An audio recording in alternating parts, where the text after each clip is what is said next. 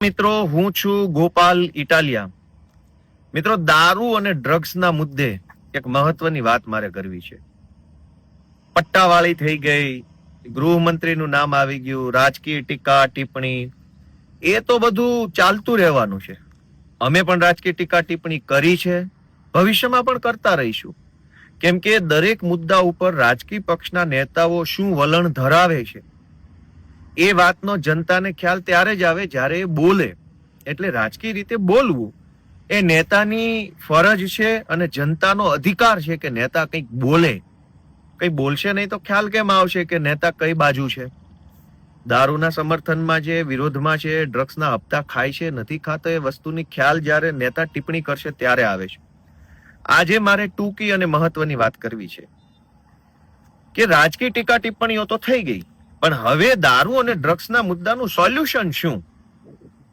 એ solution આવે એના માટે મેં આજે એક પત્ર લખીને ગૃહમંત્રી પાસે એવી માંગણી કરી છે કે ગૃહમંત્રી જો દારૂ અને ડ્રગ્સના મુદ્દા ઉપર ગંભીર હોય, ચિંતિત હોય, તો તાત્કાલિક ગુજરાતની વિધાનસભામાં જે પાર્ટીના ધારાસભ્યો છે એ તમામ પાર્ટીઓની સર્વપક્ષીય મીટિંગ બોલાવવામાં આવે અને એની અંદર ગહન વિસ્તૃત ચર્ચા કરવામાં આવે. વિધાનસભામાં અનેક વખત જોયું છે કે સર્વપક્ષીય ક્રિકેટ મેચ યોજાય છે, એમાં બધા પક્ષના ધારાસભ્યો 2-5 દિવસ સુધી દડા બેટ રમે છે, મજા કરે જનતાના પૈસે. વિધાનસભાની અંદર સર્વપક્ષીય સાંસ્કૃતિક તહેવારો પણ ઉજવાય છે. વિધાનસભાની અંદર સર્વપક્ષી ભોજન સમારંભ પણ થાય છે. વિધાનસભામાં સર્વપક્ષીય ઘણું બધું થાય છે. નવા વર્ષના સ્નેહ મિલન ઘણી વાર યોજાય છે. તો દારૂ અને ડ્રગ્સના મુદ્દે સર્વપક્ષીય બેઠક કેમ નહીં? તો મેં પત્ર લખ્યો છે, આજે ઈમેલ કર્યો છે અને માંગણી કરી છે કે રાજકીય ટીકા ટિપ્પણી તો ઠીક છે, કરતા આવ્યા છે બધા જ પાર્ટીના નેતાઓને, ભવિષ્યમાં કરતા રહેશે. પણ જો ગુજરાતના ગૃહમંત્રી સુધી ડ્રગ્સ અને દારૂના હપ્તા ન પહોંચતા હોય, જો એને હપ્તામાં રસ ન હોય, ખરેખર દારૂ અને ડ્રગ્સના દૂષણ ઉપર પ્રતિબંધ આવવો જોઈએ, ખરેખર આ બધું બંધ થવું જોઈએ, એવી જો ચિંતા અને ગંભીરતા ગૃહમંત્રીમાં હોય તો તાત્કાલિક સર્વપક્ષીય બેઠક ગૃહમંત્રીની અધ્યક્ષતામાં બોલાવવામાં આવે. એમાં બધી પાર્ટીનું ડેલિગેશન જશે, સૂચન આપશે, રજૂઆત આપશે, સંવાદ કરશે અને મીટિંગના અંતે જે સર્વસંમતિ થાય દારૂ અને ડ્રગ્સના પ્રતિબંધ બાબતે, એ બાબત ગુજરાતની વિધાનસભાનું ફેબ્રુઆરીનું જે સત્ર આવવાનું છે એની અંદર મૂકવામાં આવે. મિત્રો, એવી બાબતની રજૂઆત અમારે કરવાની થાય છે દારૂ અને ડ્રગ્સના મુદ્દે કે જે વિસ્તારમાંથી દારૂ પકડાય મોટા જથ્થામાં, એ વિસ્તારના જવાબદાર સરકારી અધિકારીઓ ઉપર પણ એફઆઈઆર થવી જોઈએ. કેમ ન થવી જોઈએ? થવી જોઈએ. અથવા તો એ વિસ્તારના રાજકીય માણસોની જવાબદારી પણ ફિક્સ કરવી જોઈએ. કેમ ન કરવી જોઈએ? સરપંચ, તાલુકા સભ્ય, જિલ્લા સભ્ય, નગરપાલિકાના કોર્પોરેટર, મહાનગરના કોર્પોરેટર, ધારાસભ્ય અને સાંસદ સભ્ય, આટલા લોકોની જવાબદારી પણ કાયદામાં ફિક્સ કરવી જોઈએ. જે વિસ્તારમાંથી દારૂ ભરપૂર માત્રામાં પકડાય, એ વિસ્તારના રાજકીય વ્યક્તિઓ, એ વિસ્તારના સરકારી નોકરિયાતો, બધાની જવાબદારી ફિક્સ થાય એવો કંઈક કાયદો બનાવવો જોઈએ. અથવા તો જનતાના હાથમાં કેટલીક સત્તા આપવી જોઈએ. કાયદામાં સુધારો કરી અને જનતા રેડનું પ્રોવિઝન કરવું જોઈએ કે 10 લોકો મળીને જો જનતા રેડ કરવા માંગતા હોય તો તાત્કાલિક 10 લોકો ઓનલાઈન રજીસ્ટ્રેશન કરાવી શકે કે અમે આ ચંદુભાઈ, રમેશભાઈ, મગનભાઈ, છગનભાઈ નામના 10 લોકો જનતા રેડ કરવા ઈચ્છીએ છીએ.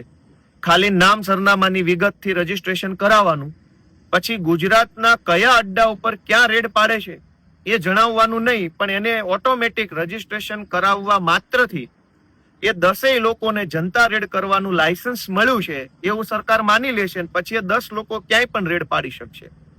આવું એક પોર્ટલ બનાવવું જોઈએ જનતા રેડનું, જેથી કરીને, કેમ કે અત્યારે એવું છે કે જનતા રેડ કરવા જાય, જિગ્નેશ મેવાણી જેવા ધારાસભ્ય કક્ષાના વ્યક્તિની સામે બુટલેગરનો પરિવાર, પોલીસ અને સંઘવી બધા પોતે હામાં પડ્યા, તો આમ જનતાનો તો બચારાઓના ફીણ નીકળી જાય. તો સરકાર એટલે કે ગૃહમંત્રી અને ભાજપની સરકાર ખરેખર ગંભીર હોય તો દારૂ ઉપર નિયંત્રણ કેમ લાવી શકાય, ડ્રગ્સ કેમ પ્રતિબંધિત કરી શકાય, એની ચર્ચા કરવા માટે સર્વપક્ષીય બેઠક વિધાનસભામાં બોલાવવી જોઈએ. મીટિંગ, મેરેથોન મીટિંગ, સવારના 10 થી સાંજના 5 સુધી સળંગ ચર્ચા કરો, મંથન કરો કે દારૂ અને ડ્રગ્સના કાયદામાં શું શું સુધારો કરવા જેવું છે અથવા વધારો કે ઘટાડો શું કરવા જેવો છે. પોલીસ જે દારૂ અને ડ્રગ્સના કેસની તપાસ કરે છે એ પ્રોસેસની અંદર શું સુધારો વધારો કરવાની જરૂર છે, અથવા દારૂ ડ્રગ્સના આરોપીઓને જે જામીન મળે છે કે એને જે કઈ કોર્ટ પ્રક્રિયા છે એમાં શું સુધારો વધારો કરવા જેવું છે. આ બધા જ વિષયો ઉપર સર્વપક્ષીય બેઠક કેમ ન થવી જોઈએ. તો મેં ગુજરાતની સરકારના ગૃહમંત્રી ને વિનંતી કરી છે કે જો તમે ખરેખર ગંભીર જ હોવ, તમને ખરેખર ગુજરાતમાંથી દારૂ ડ્રગ્સ નાબૂદ કરવું છે, તો જેમ સર્વપક્ષીય ક્રિકેટ મેચનું આયોજન વિધાનસભામાં થાય છે એમ સર્વપક્ષીય દારૂ ડ્રગ્સ નિયંત્રણ મીટિંગ બોલાવવામાં આવે. આ મેં રજૂઆત કરી છે. હું ગુજરાતની જનતાને, ભાજપના બધા કાર્યકર્તાને વિનંતી કરું છું કે ભાઈ સાહેબ બાપા, ભાજપના કાર્યકર્તા તો હશો, પણ ગુજરાતની જનતા દારૂ ને ડ્રગ્સના દૂષણમાં તમારી નજર સામે હોમાઈ રહી છે એ તો તમને દેખાતું તો હશે જ ને. તમે તમારી સરકારને વિનંતી કરો, તમારી સરકારનું, તમારા નેતાનું ધ્યાન દોરો કે બોલાવે સર્વપક્ષીય મીટિંગ અને એમાં બધા ભેગા મળીને ચર્ચા કરશું. જેમ બધા ભેગા મળીને દડો બેટ રમે છે. વિધાનસભામાં આજથી વર્ષ 1.5 વર્ષ પહેલા સર્વપક્ષીય હોળીનું આયોજન થયું હતું, રંગોત્સવ એટલે કે ધૂળેટી મહોત્સવ, ને એમાં બધા જ મંત્રીઓ એકાબીજાને ગુલાલ લગાવતા હતા રાજી ખુશીથી. માસિયાઈ ભાઈ હોય એટલા આદર ભાવથી બધા પક્ષના નેતાઓ મળીને મજા કરતા હતા. તો વિધાનસભામાં સર્વપક્ષી ધૂળેટી યોજાય છે, સર્વપક્ષી ક્રિકેટ થાય છે, સર્વપક્ષી ભોજન સમારંભ, સર્વપક્ષી સ્નેહ મિલન. તો દારૂ અને ડ્રગ્સના મુદ્દે સર્વપક્ષી મીટિંગ, મેરેથોન મીટિંગ, ખાલી ચા કોફી નાસ્તો બિસ્કિટ ખાઈને જતારો ફોટા પડાવીને એવી નહીં.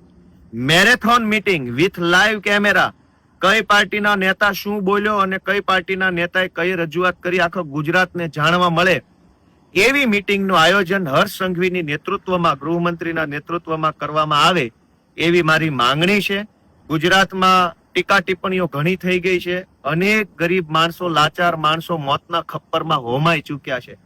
હજુ જો વધારે જિંદગી બરબાદ ન થવા દેવી હોય તો હું આશા રાખું છું કે તાત્કાલિક હદે ગુજરાતની સરકાર સર્વપક્ષી બેઠક બોલાવે અને દારૂ ડ્રગ્સના મુદ્દે કંઈક સકારાત્મક નિર્ણય લે અને કાયદામાં, કાયદાની પ્રક્રિયામાં, કોર્ટ પ્રોસેસમાં, મેડિકલ એક્ઝામિનેશનમાં, બધી ફોરેન્સિક રિપોર્ટમાં, બધામાં જે સુધારો વધારો કરવાનો હોય એનો નિર્ણય ઈ મીટિંગમાં લેવાઈ જાય અને જે નિર્ણય મીટિંગમાં લીધો હોય એનું બિલ બનીને, ખરડો બનીને, ઠરાવ બનીને વિધાનસભાના ફેબ્રુઆરી સેશનની અંદર સરકાર લઈ આવે એવી અમારી રજૂઆત છે. જય જય ગરવી ગુજરાત.